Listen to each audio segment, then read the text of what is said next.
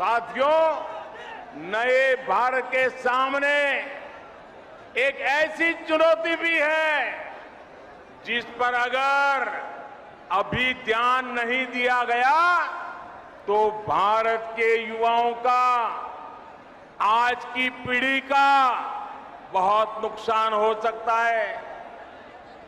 आपका आज गुमराह हो जाएगा और आपकी आने वाली कल अंधेरे में सिमट जाएगी। दोस्तों, इसलिए अभी से जागना जरूरी है। आजकल हमारे देश में मुफ्त की रेवड़ी बांटकर वोट बटोरने का कल्चर लाने की भरसक कोशिश हो रही है।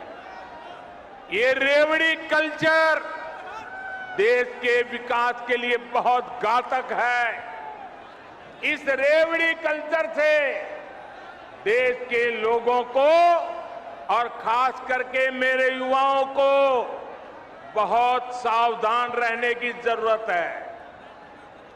रेवड़ी कल्चर वाले कभी आपके लिए नए एक्सप्रेसवे नहीं बनाएंगे, नए एयरपोर्ट या डिफेंस कॉरिडोर नहीं बनवाएंगे।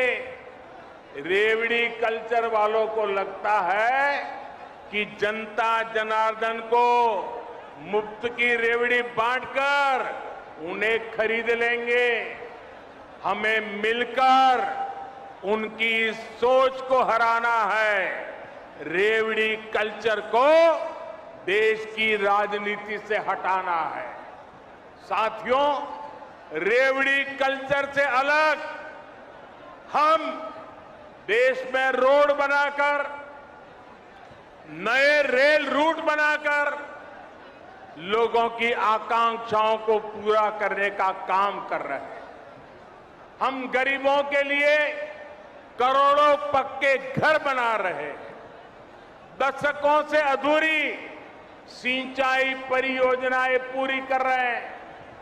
छोटे बड़े अनेक डैम बना रहे हैं।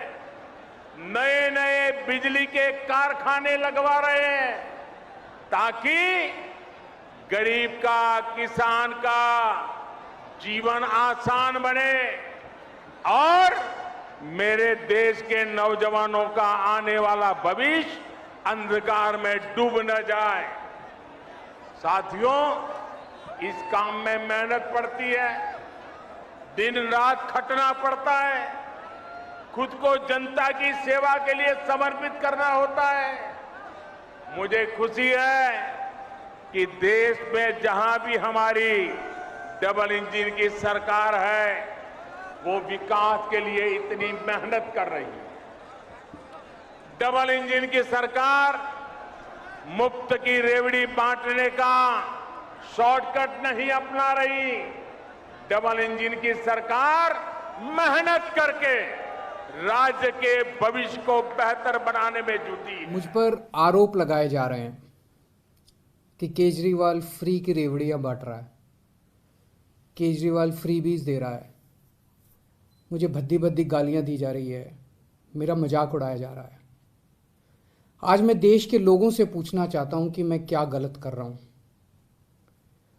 दिल्ली के गरीबों के बच्चे, मिडिल क्लास के बच्चों को मैं सरकारी स्कूलों में शानदार शिक्षा दे रहा हूं, लेकिन फ्री में शिक्षा दे रहा हूं। मैं लोगों से पूछना चाहता हूं कि क्या मैं फ्री की रेवड़ियां बांट रहा हूं या देश की नींव रख रहा हूं।